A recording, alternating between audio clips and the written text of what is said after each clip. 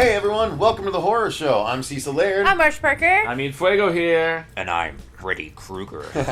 And we are here to do a review specifically requested by Darren Isaac, who is a patron of ours.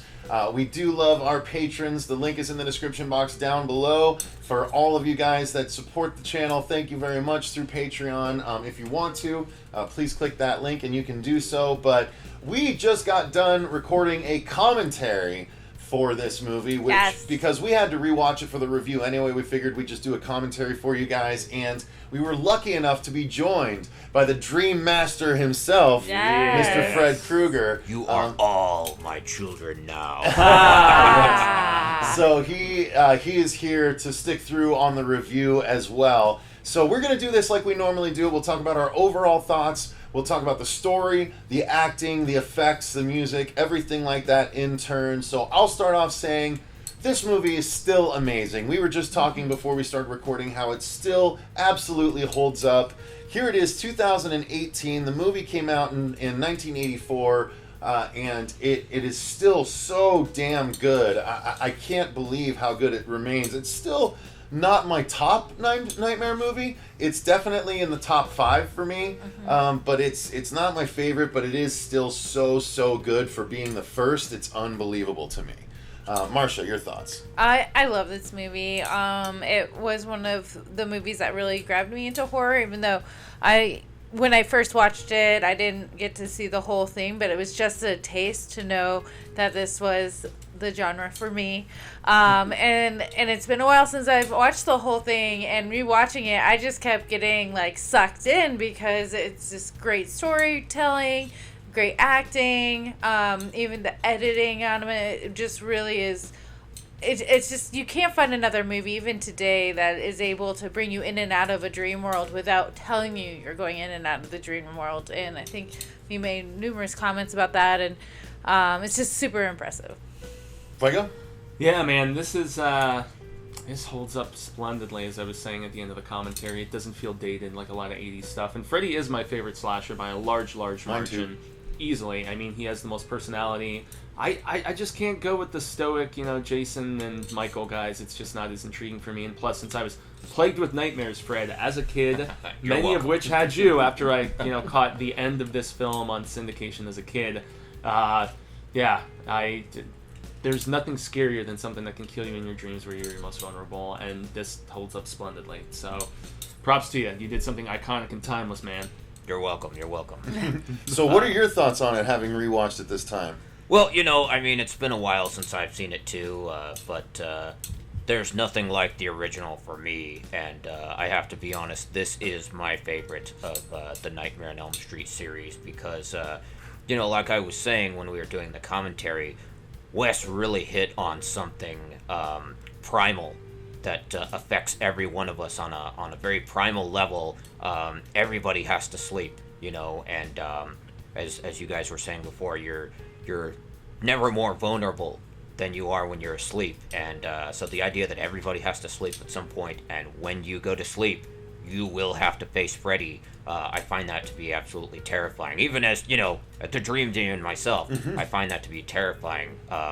Wes created just this whole rich mythology with the character of Freddy and, the concept of Elm Street. I mean, this movie was so ahead of its time when it came out, very inventive and the usage of sleep and dreams. And for me, it's not only my favorite Nightmare on Elm Street or my favorite slasher movie, it's actually my favorite horror movie of all time because this movie, you've got your Friday the 13th, you've got your Halloween, Psycho, Chainsaw Massacre, but this movie takes it to a whole different level for me. Like I said, it's so inventive and so creative and so far ahead of its time that, and it still holds up after all these years, that there's something different about this one, and I love it. Guess you never forget your first time, huh? That's right. So, getting into the story, of course, just real briefly, everyone knows the story. It's a group of kids that have to face a dream demon, which we don't know is a dream demon, but a scary guy that they are all collectively dreaming about. A really unique concept for the early 80s, and still unique, honestly. Some people have tried to sort of mimic it, but none have done it anywhere near as well. So all of these kids are having the same dream about this dude with knives for fingers and a dirty red and green sweater. And it's really intriguing when they suddenly start getting picked off one at a time by this guy. And people are getting blamed for the crimes. And you're following Nancy Thompson, who is the sort of the early one of the earliest final girls that I can remember. I mean, I know there were some from the 70s and stuff like that, but Nightmare on Elm Street is one of the earliest slasher series that I saw, so Nancy is one of the first final girls that I saw, and so she has to fight him off, and it's all about how do they get rid of this guy that is literally getting to them daily because you have to sleep. Mm-hmm. It's a great concept, and I think the story still absolutely holds up. Yep. When it's so funny because when you say final girl, I was thinking about the end, and is she a true final girl? Because doesn't he technically get her there? Well, no, not technically. I mean, well, you can be a final girl and still get got at the very end. She's the last of the kids standing. I mean, okay. So. She fights him at the end. I mean, that kind of... But she's the last one alive to fight him. He gets her in the car, though. No, I know, but she's still the final girl facing him in the third act. Okay. That's kind of...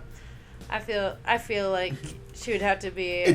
No, final girl doesn't necessarily mean survivor. Oh, okay. She is the final girl to fight him. Touche. I might fight against that argument in a different scenario. Yeah. So. I'm going to write that down so when you change your mind next week. She will. Yeah. Fuego, or thoughts on the story? Story's terrific. It's as far as just pure concept goes, I'm going to echo what Fred was saying earlier and also in the commentaries, the fact that the world building that was done here had so much potential for expansion. It was literally endless as our mind can concoct, dream-wise and things like that. And it was still also so developed, as you mentioned in the commentary too. Even in its infancy, it felt like it was so ahead of its time, and still is, which is why it's such a timeless film, such a novel concept. And I mean, it's eventually going to get remade again. We know this is inevitable, and I just hope they do a better job with it because it's such a rich mythology. Mm-hmm. So. Yeah. Fred, your thoughts on the overall story? Like I said, I think that this is one of the most creative, imaginative, high-concept horror films that has ever come out. Because, like I said before, nothing that came before this had come even close. Certainly not in the slasher genre. I mean, you had movies like The Exorcist and The Shining that really took horror to a different level. But in terms of the slasher film, it had reached a point of stagnation. Even in the 80s, Mm-hmm. People were getting sick of these movies because you got a silent guy in a mask of some kind stalking a bunch of babysitters or camp counselors, and people were getting sick of that.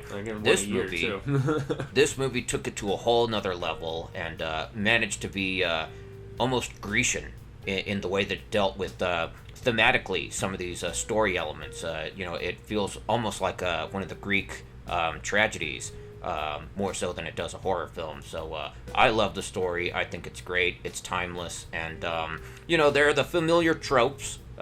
Final girl, as you guys were saying before,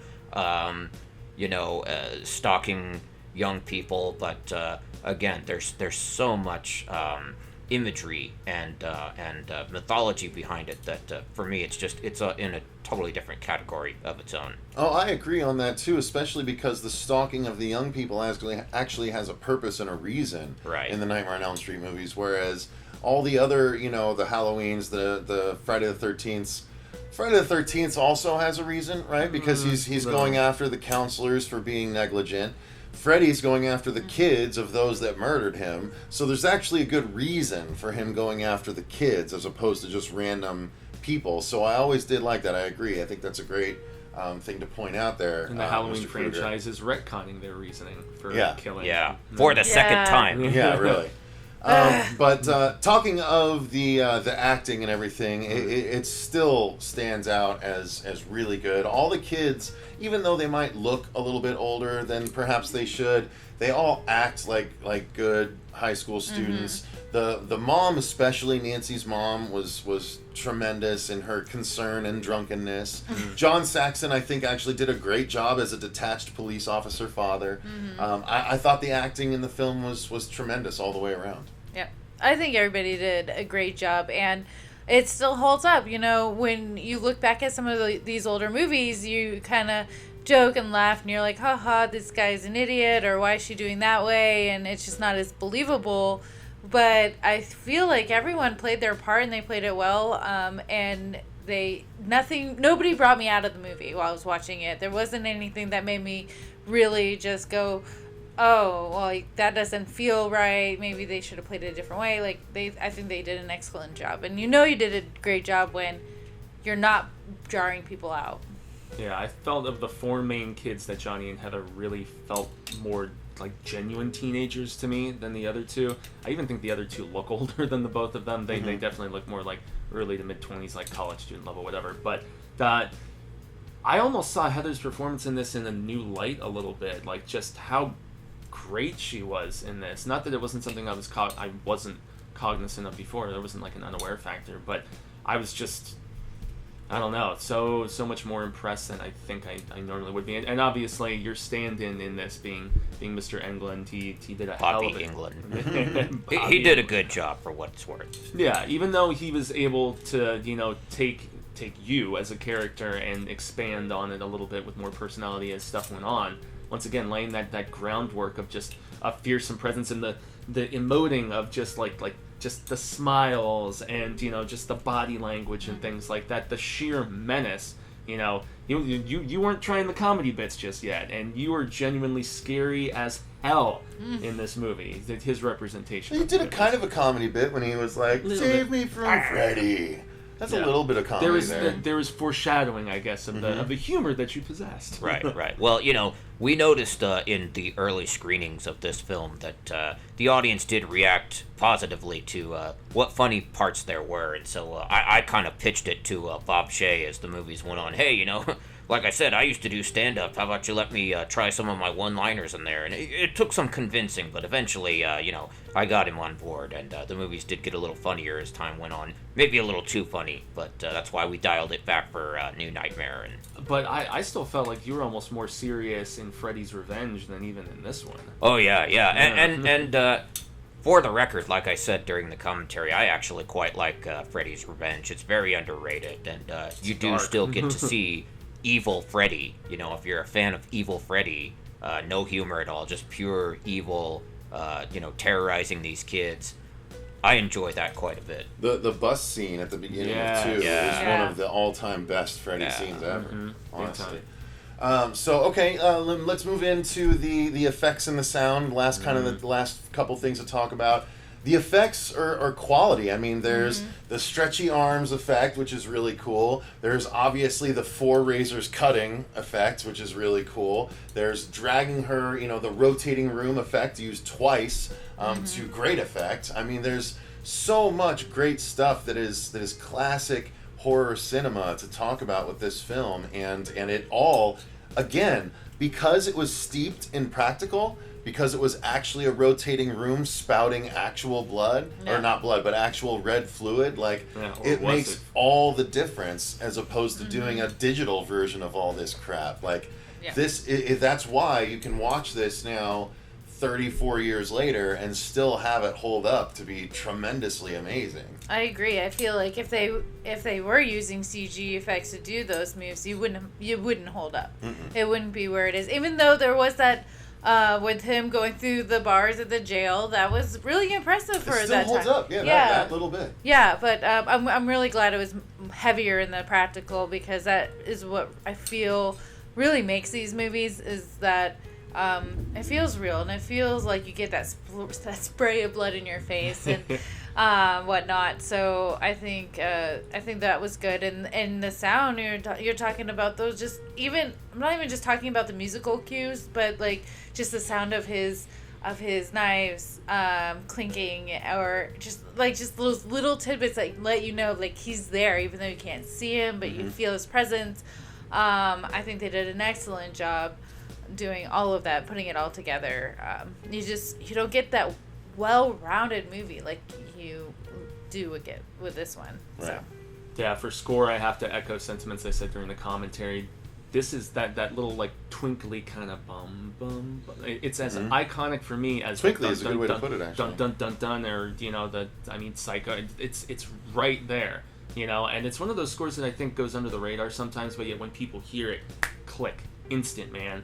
And also, if we're gonna talk the practical and stuff like that, I feel like your kills in this movie made the slasher genre have to up their game because they focus so much more on creative kills instead of just, let's use this kind of weapon. Yeah, let's what garden use this tool kind can of we weapon, use? What garden tool? what thing laying around the house and shed can be What used haven't as an we used instrument? yet, guys? Come on. Yeah, it was almost like, okay, Michael, who was just about to come back a couple of years later, and Jason, who was probably at the height of his popularity when this came out, or at least as far as the quality of his films.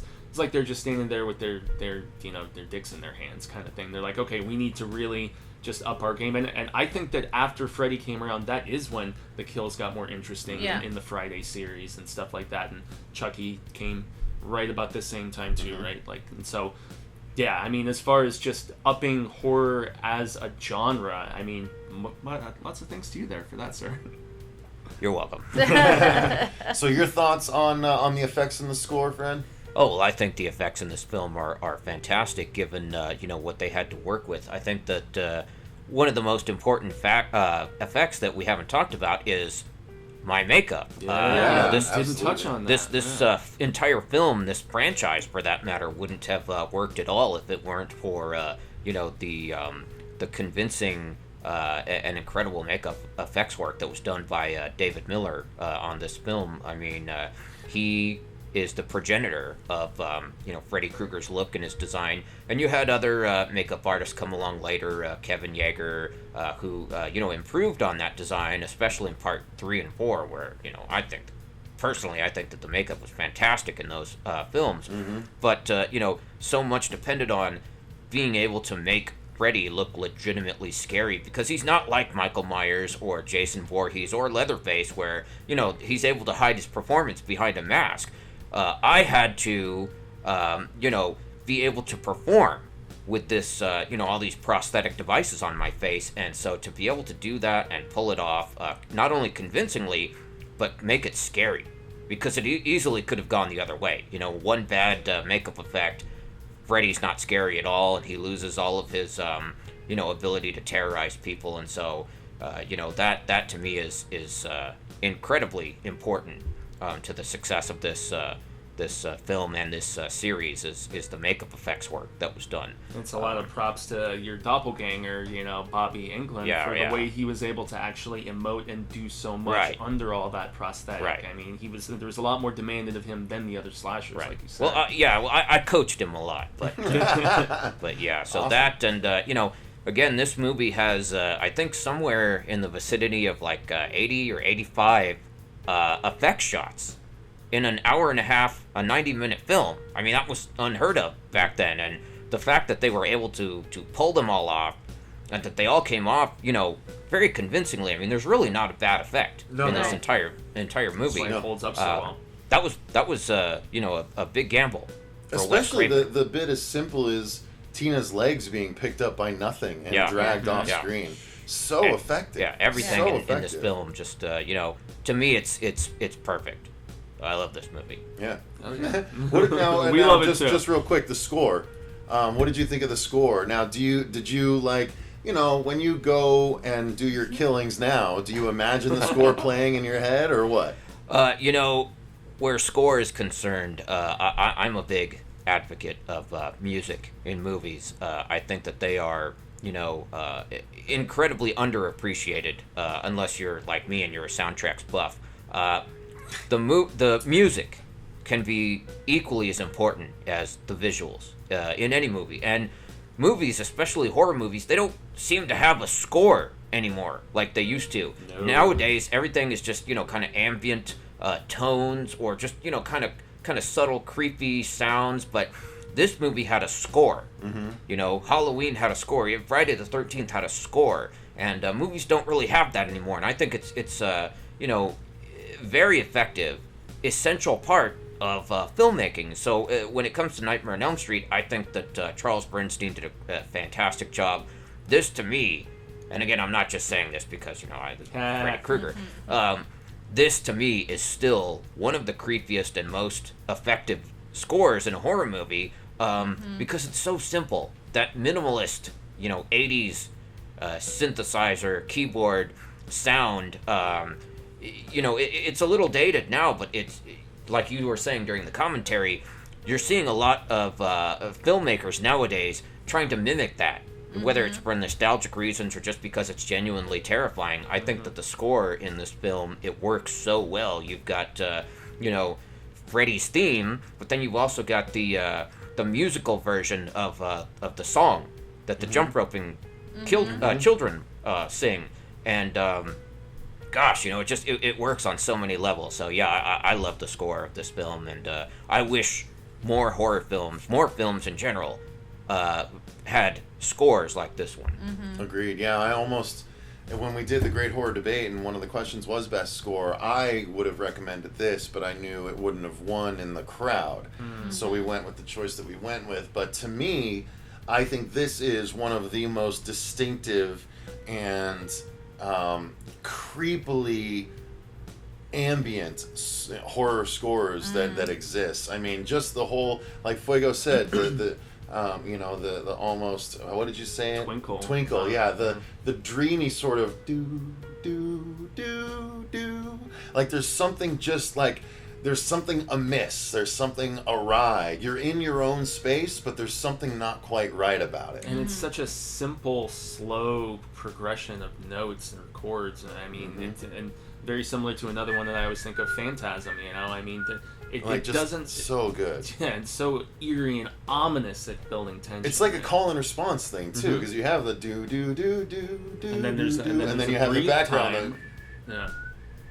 It's so cool. It's almost like kids on a schoolyard playing back and forth. Like you got one person singing one side, and then you have someone over there going do. Well, and it sounds awesome. It sounds nursery rhymey, the kind of chant that you would be doing when you're on the jump ropes on the playground. I'll say this for whoever ends up being tasked with remaking this movie. Good luck.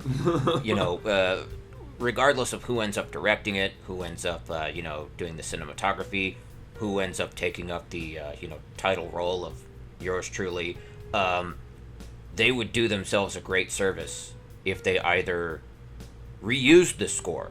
I mean, just straight up reused this score for the film, or if they took musical cues from this score, because, to hear that theme, and it played here and there in Freddy vs. Jason. I don't know if you guys remember that, but right at the start of that movie, you hear my theme mixed with Jason's theme, and you're instantly transported to Elm Street. Lots of people still argue that was more your film than it was Jason's film. I mean, Bob that's and I a different go, argument. Bob and I go way back. So I told him he could have a higher cut of the royalties if we took it more in that direction. So.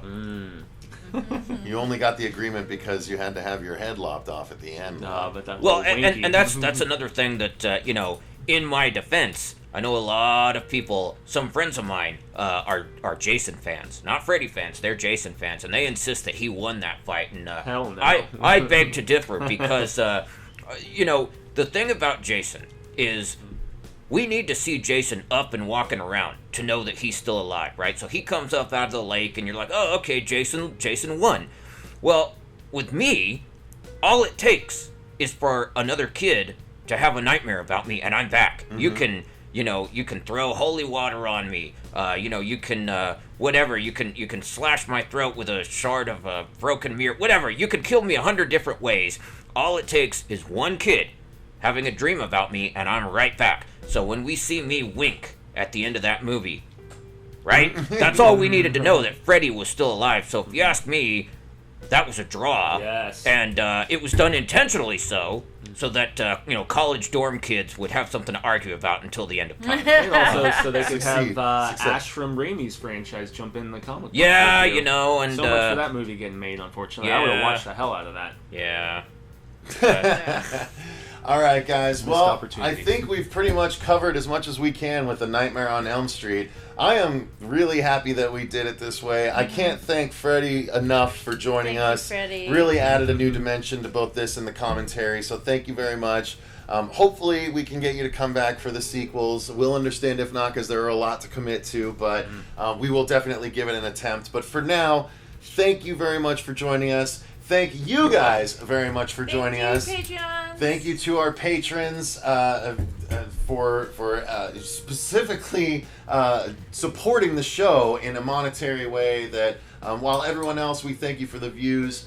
We thank you guys very much for supporting the channel in this way. Grande gracias. Yes, indeed. So click the link in the description box down below if you want to become a patron, and you can request us to do a movie like this one was requested. Like I said, the link is in the description box, along with the link to our TeePublic site where you can get some cool swag that would also support the channel. But I would say until next time, I've been Cecil Laird. Marcia Parker. Gracias, I've been Jaime and Fuego. And Freddy Krueger. And remember, stay scared! I'll see you in your nightmares. Sleep kills.